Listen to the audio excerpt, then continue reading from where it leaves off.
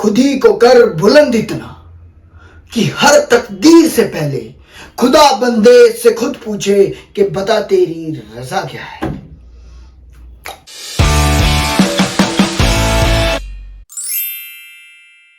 नमस्कार, आदाब, सत श्री अकाल, वरकम, कैसा काय केड़ो हाल केम छो का मना की कैसे हो आप सब। मेरा नाम है लोकेश भारती और आपका स्वागत करता हूं भारतीय पॉडकास्ट की series failure to success and back के एक नए एपिसोड में। दोस्तों, ये जो रानी मुखर्जी और फरहान अख्तर से मिक्स मेरी आवाज आ रही है, ये कोई मैं जानबूझ के नहीं कर रहा हूँ। मेरा गला बैठा हुआ है, खांसी भी है, लेकिन क्या करें, शेड्यूल तो शेड्यूल है। जो करना है वो करना है। आप कर्म से पीछे नहीं भाग सकते, कर्म को छोड़ के नहीं भाग सकते। अब ये नहीं सोच सकते कि चलो यार कोई बात नहीं, फिर कभी बना लूंगा। नहीं, जब बनानी है तो बनानी है, करना है तो करना है। करेंगे नहीं तो कहाँ जाएंगे। तो अगर थोड़ा कुछ बीच में गड़बड़ आई तो प्लीज उसको देख लीजिएगा। और आपका स्वागत करता हूं तहे दिल से भारतीय पॉडकास्ट की series failure to success and back के बिल्कुल एक नए एपिसोड में। दोस्तों, इस पूरी series failure to success and back के अंदर हम डिस्कस करते हैं फेलियर्स की, जो हमारी जिंदगी में आते हैं। फेलियर्स कितने इंपॉर्टेंट होते हैं वो हमेशा मैं लगभग हर एक वीडियो के अंदर बताता हूँ कि जब तक फेलियर्स नहीं होते तब तक सक्सेस का स्वाद पान करना एक ऐसे लगता है कि जैसे बस कुछ है ही नहीं। अगर आप फेल नहीं हुए हो तो आपने जीवन में कुछ भी हासिल नहीं किया। अगर आप फेल हो रहे हो, fail fail fail fail fail, लेकिन आप ये नहीं समझ रहे कि आप अच्छे बनते जा रहे हो। मैं 0 था, 0 से 1 बना, 2 बना, 3 बना, 4 बना, मैं फिर फेल हो गया, मैं फिर 5 बन गया। तो आप करते करते 100 तक अगर आपको पहुंचना है तो आप जितनी बार फेल हो जाओगे उतनी बार ही आप परिपक्व होते जाओगे और आप अपनी गलतियों को सुधार करते हुए कामयाबी का शिखर चूमोगे। दोस्तों, इस पूरे की पूरे पॉडकास्ट के अंदर जो मेरा जो मेन मकसद है failure to success and back के थ्रू, वो ये है कि आप सबके अंदर, चाहे कोई भी हो सकता है कोई एक रिक्शा वाला भी सुन रहा हो सकता है कोई एक बस में कोई बैठा हुआ एक स्टूडेंट भी सुन सकता है, कोई ट्रेन में बैठा हुआ कोई बंदा भी सुन सकता है जो इधर से उधर जॉब कर रहा है, कोई भी सुन सकता है, कोई भी सुन रहा होगा। उन सबको मैं सिर्फ ये बताना चाहता हूँ कि प्लीज फेलियर्स को, अगर आप कोई सेल्समैन है, आप सेल्स करने की कोशिश कर रहे हैं और आप सेल्स करने जा रहे हैं लेकिन हो नहीं रही, आप बहुत कोशिश कर रहे हैं, आप डोर टू डोर जाके अपना प्रोडक्ट बेचना चाहते हैं, कुछ भी कर रहे हैं, लेकिन कोई भी प्रोडक्ट खरीदने के लिए तैयार है, लेकिन याद रखना एक टाइम ऐसा आएगा, वो सैचुरेशन पॉइंट होगा या पाइवट पॉइंट, जो भी आप बोलो, वो एक ऐसा पॉइंट आएगा जिसके ऊपर वो पहला आपको क्लाइंट मिलेगा और उसके बाद आपको क्लाइंट मिलते चले जाएंगे। चाहे आप एक पढ़ाई करने वाले बच्चे हो, अगर आपको लगता है कि देखो यार इससे ज्यादा मैं पढ़ नहीं पा रहा हूँ, ये मैथ का क्वेश्चन मुझसे हो नहीं पा रहा है, ये होगा ही नहीं, तो ये हो ही नहीं सकता। मेरे ब्रदर थे, उन्होंने मेरे को फर्स्ट सेमेस्टर के अंदर, इंजीनियरिंग के फर्स्ट सेमेस्टर के अंदर एक चीज बताई थी कि एक रजिस्टर ले ले, ये बुक ले ले और ये क्वेश्चंस करता जा पूरे ईमानदारी से। और आप ये लगाओ, इंजीनियरिंग के जो क्वेश्चन होते हैं वो कम से कम 5 से 8 पेजेस के होते हैं। एक क्वेश्चन सोल्व करने लगे, गलत हो गया कहीं पर भी तो आपको पूरा कट करना पड़ेगा। आप शुरू नहीं कर सकते, आपको बिल्कुल शुरुआत से शुरू करना पड़ेगा। ऐसा नहीं कर सकते आपके चलो भाई ये यहाँ से गलत है ना, क्योंकि आपको दोबारा से वही चीज इक्वेशन लिखनी पड़ेगी। एक आपको एक पूरा का पूरा एक इक्वेशन है, उसको फॉलो करना पड़ेगा, उसके स्टेप्स को, तभी आप उसका सोल्व कर पाएंगे। तो उन्होंने बोला था कि 1 बार 2 बार 3 बार 4 बार 5 बार 10 बार जितनी बार गलत होता है होने दे, कट मार, आगे चला जा, दोबारा करता जा करता जा करता जा। और इसी के कारण ऐसा हुआ था कि मैथ्स काफी स्ट्रोंग हो गया था मेरा और मैं क्वेश्चंस पे क्वेश्चन ही करता रहा था। ये +1 में भी किया मैंने, 10th में भी तो बहुत किया। तो वो कहते ना, कोशिश करने वालों की हार नहीं होती। अगर आप लगातार कोशिश करते रहेंगे, मेहनत करते रहेंगे तो कामयाबी तो आपके कदम चूमेगी। जैसे कि मैंने आपको पिछले एपिसोड में बताया था। पिछले एपिसोड में मैंने आपको एक छोटी सी स्टोरी बताई थी कि कैसे ब्रदर ने मेरे कैसे मेहनत की और एक टेस्ट क्लियर किया, और मैं कैसे सुबह 3 बजे उठ के हर एक न्यूज़पेपर, जितने भी न्यूज़पेपर वहाँ होते थे, हर एक न्यूज़पेपर का एक एक पन्ना तक छान मारता था कि रिजल्ट आया होगा। लेकिन अचानक से पता चलता है कि जिस दिन मैंने मतलब कि अलग से पता चलता है कि रिजल्ट आ गया है और उनका सिलेक्शन हो जाता है, तो उन्होंने कोशिश करना नहीं छोड़ा। उनके वाइफ मेरे भाभी जी, उन्होंने ये ठान लिया था कि चाहे जितना मर्जी आप, वो अब विराट कोहली की एक बात थी कि आप अपनी मेहनत को, स्ट्रगल और सेक्रीफाइस करके आप हीरोपंती तो कर लोगे, लेकिन आप अपने आप को संतुष्ट नहीं कर पाओगे। तो मैं ना उसको स्ट्रगल बोलूंगा ना सेक्रीफाइस बोलूंगा, लेकिन उनकी जो ये लगन थी कि नहीं कुछ करना है, करना है, करना है, करना है, तो वो उस इतनी ज्यादा उनको जरूरत हो गई, जैसे कि बस कहते हैं कि महान लोग जो होते हैं या जो बड़े लोग होते हैं वो अपनी प्रायोरिटी सेट करते हैं, सबसे टॉप प्रायोरिटी सबसे ऊपर और उससे नीचे नीचे नीचे, और वो अपना सबसे ज्यादा टाइम उसी पे लगाते हैं जो मेन काम होता है। वो एक ही काम करते हैं जो उनकी टॉप प्रायोरिटी पे होता है, बाकी सारे तो देखे जाएंगे, चलो कोई बात नहीं।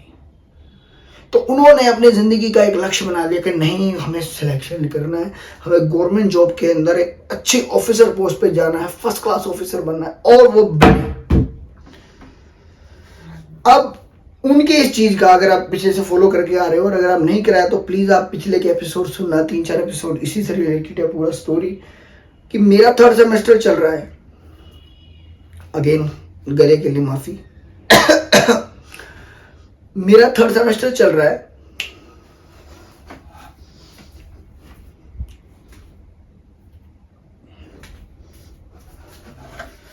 और इस 3rd सेमेस्टर के अंदर वो तो चले गए उधर जॉब करने के लिए पहले, और इधर से पहले घर पे रहता था, तो ना लंच की, ना ब्रेकफास्ट की, ना डिनर की, किसी चीज़ की टेंशन नहीं। जब चाहिए आराम से उठो, ना कपड़े धोने की चिंता, ना किसी और चीज़ की चिंता। भाभी जी होते हैं, कोई टेंशन नहीं। लेकिन अब आप रूम पे आ गए। हॉस्टल मुझे पसंद नहीं था, हालांकि मेरे पापा मुझे चाहते थे कि तू हॉस्टल में ले ले, लेकिन हॉस्टल पता नहीं मुझे क्यों नहीं पसंद था। मुझे लगा कि नहीं यार, हॉस्टल के अंदर और बहुत सारी चीज़ें होंगी, because I am a perfect teetotaler. कभी भी किसी चीज के अंदर नहीं पड़ा, ना बीड़ी सिगरेट शराब, किसी भी एनी टाइप ऑफ थिंग, आज तक भी। तब से लेके आज तक मुझे याद है मेरे दोस्त कहते थे यार आज तो 1 साल खत्म हो गया, आज तो पी ले यार, अब तो 2 साल हो गए यार, आज तो फाइनल ईयर है यार, अब तो तू दिखेगा ही नहीं, अब तो पता नहीं कब मिलेंगे, आज तो पी ले। आज मेरी शादी है यार, मेरी शादी में तो पी ले। मैं शादी में गया, मगर नहीं भाई, जो कुछ मर्जी हो नहीं पीना। और मेरा जो एक फंडा था, और जो मैंने एक आप ही लगा लो कसम, या जो भी मैंने अपनी मम्मी की कसम खाई हुई थी, उनके साथ वादा किया होता कि मम्मी जो मर्जी हो जाए, चाहे कोई जितना मर्जी लौट देगा, बीड़ी सिगरेट शराब इन टाइप की किसी भी चीजों में मुझे नहीं आना, बिल्कुल भी कभी भी इन चीजों में नहीं पड़ा।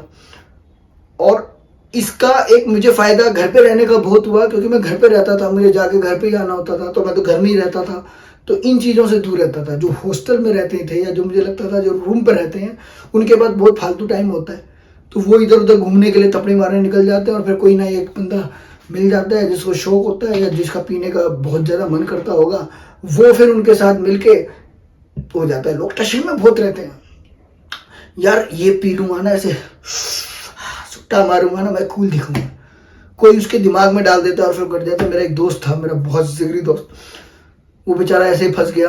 बीच में मेरा उसके साथ थोड़ा रहा था 3rd 4th सेमेस्टर में, कि हम मैं उससे मिलना जुलना कम होता था, मैं इधर उधर रहता था, वो आगे कभी बताऊंगा आपको। तो वो बीच के अंदर वो कहीं पर शिमला चला गया, उनके साथ घूमने, पता नहीं कहाँ चला गया, उसको सिगरेट की आदत पड़ गई, पीने की आदत पड़ गई, मैं क्या बोलूँ। तो प्लीज़ आप सबको एक तो प्लीज़ मैं बताना चाहता हूँ कि ऐसी संगत में ना पड़े। ऐसा दोस्त आपका दोस्त नहीं है, वो दुश्मन से भी ज़्यादा खतरनाक है। इससे अच्छा तो कोई एक दुश्मन पाल लेना, लेकिन ऐसा दोस्त मत रखना। वो दोस्त है ही नहीं जो आपको बीड़ी सिगरेट शराब या कोई भी ऐसे उल्टे पुल्टी चीज़ों के लिए अगर आपको उत्साहित करता है। हाँ, दोस्तों में बातें कर रहा है, ये कर रहा है, वो सब ठीक है, होता है, जो भी करते हो किसी भी टाइप की, नो इशू। लेकिन अगर आप करने लग जाओगे वो चीज़ें, अपने उसमें लग जाओगे, तो आप क्या किसको मुंह दिखाओगे? माँ बाप को तो छोड़ो, खुद आईने में भी अपने आप को नहीं दिखा पाओगे। तो इन चीज़ों से दूर रहो। और मैं रहता भी था, तो मैं रूम पर आ गया, उधर ये भी चल रहा था, कभी सरसा जाना, कभी वहाँ से आना, कभी वहाँ से जाना। और इसी बीच क्या होता है कि ये सब तो चल रहा है, उनकी स्टोरी चल रही है, इधर मेरी स्टोरी चल रही है। मैं रूम पर हूँ बिल्कुल नए स्टाइल से, लेकिन एक चीज़ थी, मेरे मम्मी पापा बहुत ज़्यादा सपोर्टिव थे। किसी चीज़ की इन्होंने कमी नहीं आने दी। उस समय मेरे पास 3000 वो मेरे अकाउंट में डालते थे, जो कि मेरे लिए, मुझे लगता है मेरे को 1500-1700 तो मैं बचा ही लेता था, जिसमें मेरा रूम का किराया भी होता था और मेरा खाने पीने का खर्चा। मैं खाना पीना बड़ा कम करता था, मैं बाहर का खाता ही नहीं था। और मेरे रिश्तेदार भी बहुत थे उधर, तो कभी होता था तो कभी इसके कर चला, बुआ इतनी दी, बुआ के घर चले गए, वहाँ खा लिया, इधर खा लिया। लेकिन ओवरऑल भी अगर मैं नहीं भी जा रहा हूँ, मेरे एग्जाम्स हैं, तो मेरा खर्चा कुछ ज़्यादा होता नहीं था। मैं देसी खाना खाता था। मैं आपको अपना रूम का एक स्ट्रक्चर बताता हूँ कि एक रूम है, उसमें एक स्लैब डली हुई है जिस पे मैंने अपने बुक्स और बैग वगैरह रखता था। एक मेरे पास कंप्यूटर भी था, पापा ने मेरे को दिलाया था, मैं अपने दिल्ली से लेके गया था। एक कंप्यूटर रखा हुआ था कि प्रोग्रामिंग वगैरह के लिए, और प्रोग्रामिंग तो क्या करनी है, उसमें गाने मैंने ज़्यादा सुने। तो एक इधर मैंने फिर नीचे गद्दा बिछाया था कि ये पलंग ले लो, ऊपर सोना है। नहीं, मेरे को, मुझे फ्लोर बेडिंग अच्छी लगती है, तो वो बता लिया। एक पतला सा गद्दा, एक 2 चदरे, 2 तकिए, तकिए का कवर, और ऐसे करके सब रखा हुआ था, सर्दी गर्मी दोनों के लिए। फिर एक गैस रखी हुई थी, उसके साथ एक छोटा सिलेंडर था, एक चाय का बर्तन था जिसके अंदर मैं दूध गर्म करता था। डेली मेरा ब्रेकफास्ट, मुझे बचपन से, मुझे नहीं याद, चाहे कुछ हो ना हो, कभी भी मेरा दूध मिस नहीं हुआ ना। मैं कभी करता हूँ, मुझे दुनिया में मैं सब कुछ छोड़ दूंगा लेकिन दूध नहीं छोड़ सकता पीना। और दूध के अंदर आराम से चीनी करके अपना आराम से पका के खूब पीता था मैं। पहले थैली का पीता था, लेकिन फिर एक जानकारी बढ़ाई तो एक बंदा वैसे ही दे जाता था कि पीछे आंटी जिनके घर पे हम रहते थे, तीन कमरे थे ऐसे, 1 2 3। लास्ट वाला कमरा मेरा था, सामने ये किचन थी, तो वो मैंने लिया हुआ था ये किचन वगैरह सेटअप करके खुद अपना बनाने के लिए, कुछ भी अगर मान लो बनाना है तो। बाद में टिफिन सिस्टम भी स्टार्ट किया था उधर, किसी ने बताया कि वहाँ टिफिन है। फिर एक दिन उसका खाना आया और मुझे सूंघ के उल्टी आ गई, और मेरा दोस्त बोला कि चल वहीं चलते हैं, वहीं जाके खा लेंगे, आज तो टिफिन क्या लेना। ओह, बनते देख लिया मैंने, मेरे प्राण पखेरु उड़ गए। और मैंने कहा भैया रहने दो, मैं अपना खुद का जुगाड़ कर लूँगा, मैं खुद बना लूँगा। तब मैंने जो गिनी चुनी चीज़ें जो मैं बना सकता था, रोटियां बना लेता था, अपने पराठा बना लेता था, घर से अचार आ जाता था, उनके साथ करके कुछ भी दूध वगैरह के साथ, कुछ भी दही वगैरह, इनके साथ इस टाइप की चीज़ें खाई। फिर मेरा एक और दोस्त था, सुमित मेहता, उसने काफ़ी एक अच्छी जगह मुझे दिखाई। उनके घर पे जाके हम खाना खाते थे, प्रॉपर पेट भर के खाना खाते थे, घर का खाना। कभी 2 सब्जी, कभी 1 सब्जी, कभी ये ऐसे करके ब्रेकफास्ट और डिनर। लंच में करता नहीं था, लंच का जुगाड़ ऐसे ही हो जाता था। तो ये सब चलता था। अब एक मजाकिया इंटरेस्टिंग क्या बोलूं कि 2 सीनियर मेरे साथ रहते थे, एक 5th सेमेस्टर वाला, मैं 3rd सेमेस्टर वाला, एक 7th सेमेस्टर वाला। तो क्या होता था, मैं रात को कितने मर्जी बजे सोऊं, तो मैं सुबह उठ जाता था 7 साढ़े 7 बजे। हाँ, मैं लेट उठता था, 7 साढ़े 7 बजे उठता था, और 8 बजे नहा धो के तैयार होके नाश्ता कर रहा होता था, नाश्ते के लिए तैयार होता था 8 बजे। 9 बजे का तो कॉलेज ही होता था। और वो मेरे सब सीनियर्स, वो 5 चल कहते यार लोकेश समझ नहीं आता, हम यहाँ 5 बजे के उठे हुए हैं, तो कब उठा, कब तूने वॉशरूम गया, तो कब फ्रेश हुआ, और कब नहा धो के तैयार हो गया, यार ये कैसे बात है। तो वो एक बड़ी वो चलती थी, मगर मैं बस उठ गया तो उठ गया। अब मैं इसके ऊपर एक बात बताना चाहता हूँ यार, बहुत पते की बात है, निकल के आ गई अचानक से।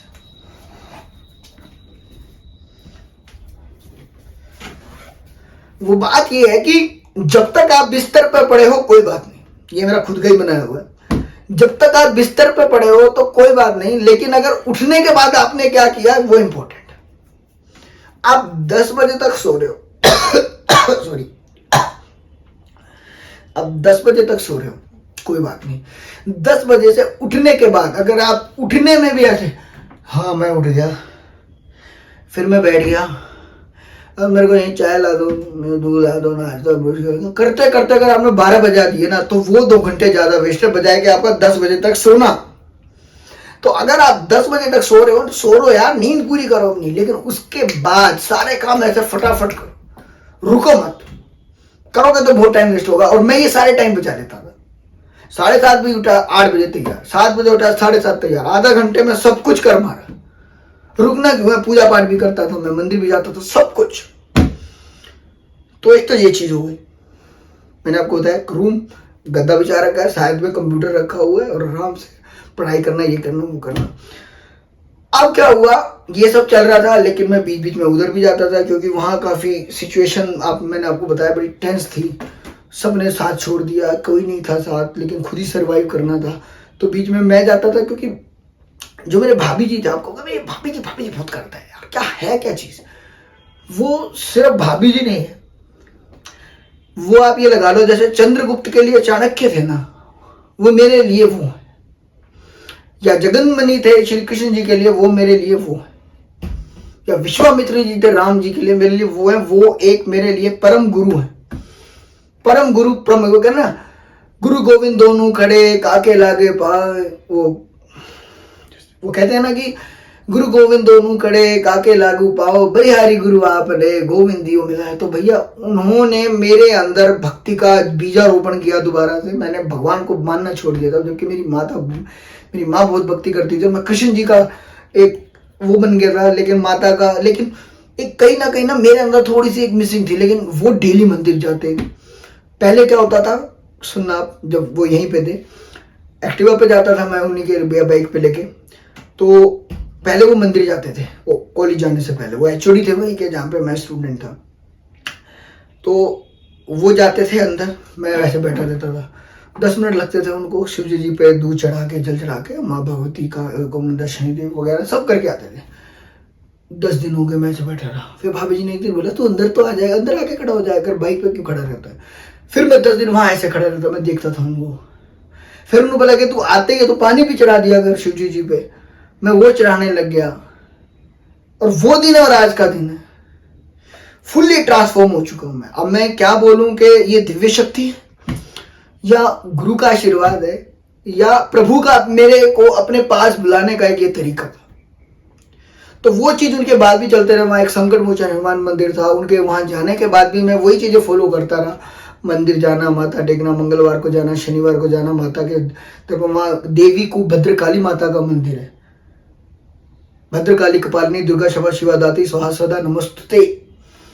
देवी को भद्रकाली माता का मंदिर है, जहां पर माता का टखना गिरा था। तो वो सिद्ध मंदिर है बिल्कुल, जो शक्तिपीठ कहते हैं जिसे। तो मैं वहां शनिवार को जाता था, और ऐसे करके एक वहां बहुत मेरे को आनंद आने लग गया। वहां माँ सरस्वती का मंदिर था, और मैंने आपको बताया था, अगर आपने पहले के एपिसोड सुने होंगे मेरे 10th वाली रो में, कि माँ सरस्वती की वंदना मैं करता था +2 के अंदर। या कुंदे तो तुषार हार धवला, या शुभ्र वस्त्राविता, या वीणा वरदंड मंडित करा, या श्वेत पद्मासना, या ब्रह्माच्युत शंकर प्रतिभ्र देव सदा वंदिता, सामा पातु सरस्वती बुद्धि प्रदाम शारदा।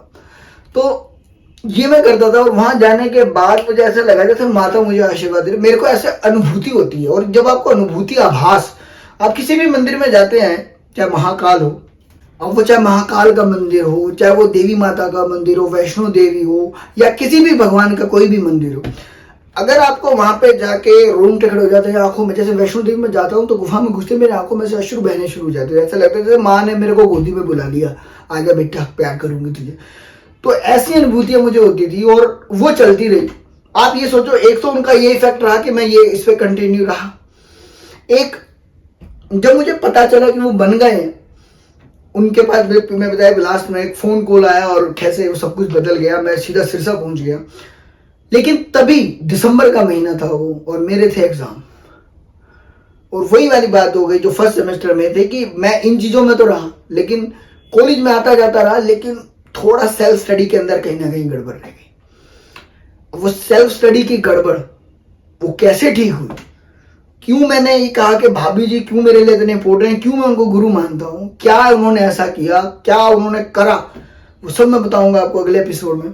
तो बिल्कुल मिस मत कीजिएगा कोई भी एपिसोड आगे वाला। और अगर आपने पीछे के नहीं सुना तो प्लीज सुनिए। These are pearls of wisdom, knowledge से भरे हुए हैं। Failure to success and back, जिंदगी का एक परम सत्य है ये, कि जिंदगी के अंदर फेलियर्स तो होंगे, और सक्सेस पानी है तो फेलियर्स को अपने साथ लेके चलना होगा। तो मिलता हूं आपको अगले मंगलवार। शुभ रात्रि, शब्बा खैर। अपना ध्यान रखिए, अपनों का ध्यान रखिए, अपने परिवार वालों का ध्यान रखिए। कोई दोस्त बिछड़ा काफी टाइम से अगर मिला नहीं है तो उसको फोन कर लीजिए, और अगर फोन ना उठाए तो उसको मैसेज कर दीजिए, लेकिन कांटेक्ट में जरूर रहिए। जय हिंद, जय भारत, जय मां भारती, जय महाकाल। मिलता हूँ आपको अगले मंगलवार ठीक 8:07 पर। पुराने एपिसोड नहीं सुने तो सुन लीजिए, और शेयर कर देना जिसको भी आपको लगता है सुनना चाहिए। Thank you.